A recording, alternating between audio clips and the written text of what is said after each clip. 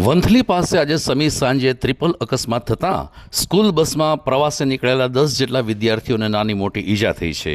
વધુ વિગતો મેળવાઈ રહી છે, પરંતુ સોમનાથથી પરત આવી રહેલી સ્કૂલ બસ એક કાર સાથે ટકરાઈ હતી। બે સ્કૂલ બસ અને કાર વચ્ચેના આ અકસ્માતમાં 10 વિદ્યાર્થીઓ ઘાયલ થયા હતા।